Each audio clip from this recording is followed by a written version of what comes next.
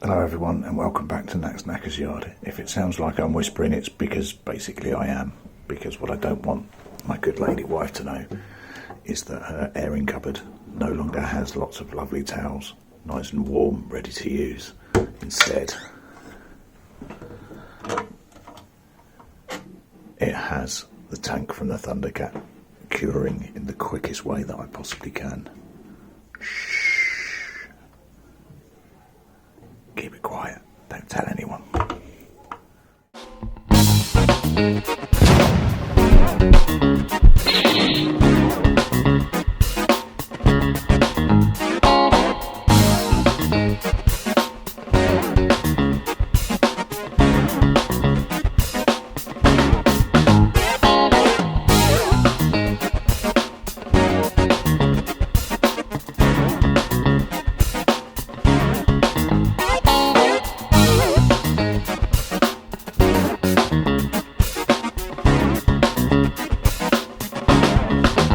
Okay, so it's the next day. You're in my very, very noisy kitchen, and this has effectively been baking in an airing cupboard overnight. So I chucked my sort of outside thermometer in, and it was, a good.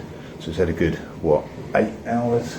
No, a good 10 hours at 30 degrees. So it is fine. It is rock solid, and actually, it's flattened itself out really quite a lot. But it's going to need some work. So first things first.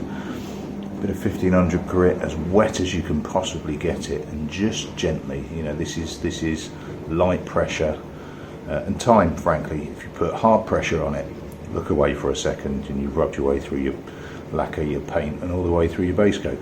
So I'm going to take my time. I'm going to set myself up on the sink so that I can get this as soaking as possible, and then see how we get on. And I'll bring you back after we've done the 1500, or maybe even halfway, just to show the stages that you need to, that I'm trying to get to. Cool. Right, so I've been going for about 5 minutes. I just wanted to show you. You can tell I've been going for 5 minutes. That's Craig. If you're not subscribed to the Doghouse, please do. That man is a genius, and he's a lovely guy too, or comes across as a lovely guy. So I'm on 1500, struggling to focus because there's a big mass of colour. See, that's what I'm after. What I call the bowling ball sheen, and it's little bits like this I want to try and get rid of as much as I can. And don't get me wrong, I don't need to get rid of them all on 1500. I've got another few layers to go yet, but that's what I'm trying to get to. So I'm just doing it section by section. It's going to be more wrinkly on this side because I've got different layers of paint on there, so I need to try and flatten that out a little bit. So it's just it's not body weight, sorry, it's the weight of the hand on it. Just gentle rubbing, concentrating, though I'm concentrating. Sound like I'm trying to give instructional videos, I'm not. I'm just doing a little bit at a time. If you try and do, that's how you burn off edges. So a little bit at a time, or section at a time, and I'm just working my way through. It takes time. You can rush, but at your peril, because you will just rub through all of your beautiful shiny paintwork. This is the horrible stage that you get to. You think, bollocks, I wish I'd just left it. But it will look better in the end. It just takes effort. So I'm going to crack on and carry on going with this 1500 whilst the washing machine is going through a spin cycle. Right, I'm not going to lie to you, that is a long, slow process. So that's at least an hour and a half, probably 2.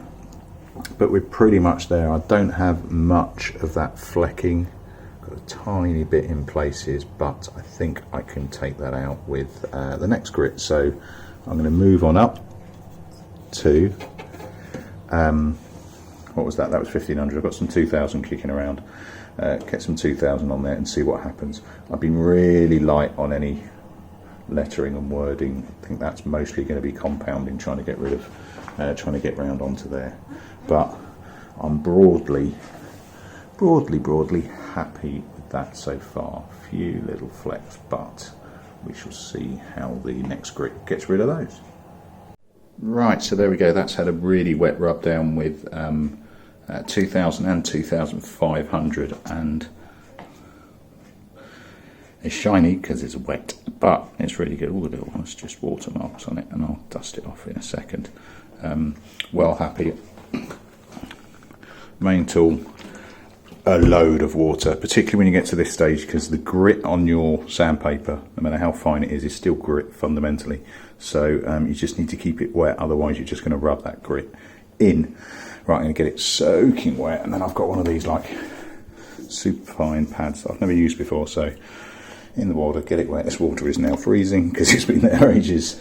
And give it a good dose down with water, get it nice and wet, even wetter, and then give it a rub down with that, and then we'll start looking at compounding.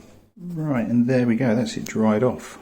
Nice and flat, and that is without even any compounding, which is the next job. So let's get going. Right, so there we are, post-compounding. Bits that I'm happy with. Focus. The join between the two types of paint is flat as a pancake. Really happy with that. There's a couple of, which side is on the high side, obviously. I don't know what that was. I think that was a bug, which is irritating. There's another tiny one there, but it's nothing. I was going to put knee pads on it or knee protectors on it anyway, but it's just irritating, and it's always on the high side as well. Cool, and there's my wife's feet. Cool. All right, first pass with Meguiar's. Yeah. This is wet, but look at that. Cool. All right, keep going. And there we go. A final bit of turtle wax on the top, which is now empty. I have to get some more. If anybody knows of a better product, let me know. I will swear by Meguiar's as the first coat, or first two coats that I did on this. Turtle Wax Original I think is really good, but if there's anything better out there, I'm prepared to give it a go. I ended up chucking a little bit of this on there, which is better on metallics frankly than it is on flats, but it's still a good result. So always nice when you can see your reflection. Really happy with that join, and that blue, you just get comfy. That blue I think looks pretty good. So, in answer to, in fact I think it looks better than pretty good, it looks brilliant. Looking forward to getting some more of that on the actual panel. So what? Well, that's going to get several coats more of polish before it goes on the bike, because I really just want to let it settle. You can see it's got a good base shine, but it's not a high gloss shine yet. It's just going to need more wax, and I've run out of the decent stuff. And I have no basis in science beyond the fact that my view is that new paint is thirsty, and it will suck that up quite quickly. But it looks pretty smart. Right, what was the point of the exercise? It was really, well, for one I needed to paint my tank, and if we look back at where it was knackered before, absolutely nothing wrong with that anymore, and had a dent somewhere as well that I can't even find. Hey, so, you know, for the project, it's dust. Oh, mind you saying that. Yeah, for the project, I needed to do that. I didn't need to do that, I wanted to do that. And I wanted to keep some of the original scheme about it, hence the dual coloured piece. You know, why was this a Derek paint challenge? Because I just wanted to show that you can get just as good results in the back of your garden with a rattle can as you can with all the gear in a paint booth when you're using it incorrectly. Now, you know, is this perfect? No, that wasn't the intention. Don't get me wrong, I'd be amazed if it was. Is it perfect? No, but that's not the point. The point is that you can get just as good results at home, messed around and deliberately low tech, so in the garden with a rattle can in February, as you can in a booth using things incorrectly and basically fluffing yourself in public. Yeah, I'm happy with that. Oh, and actually quicker than Dell did it as well, because we're still waiting for the end results of his. The cynics may say that he sent it off to get painted. Right, that'll do me. Next video, what's the next one going to be? Well, it's going to be putting this on the bike or seeing it on the bike, but like I say, I need to let it settle and I need to bang on a load more polish. Otherwise, it's just doing it an injustice. Cool. I'll catch you later on, people. Cheers. Ta-da.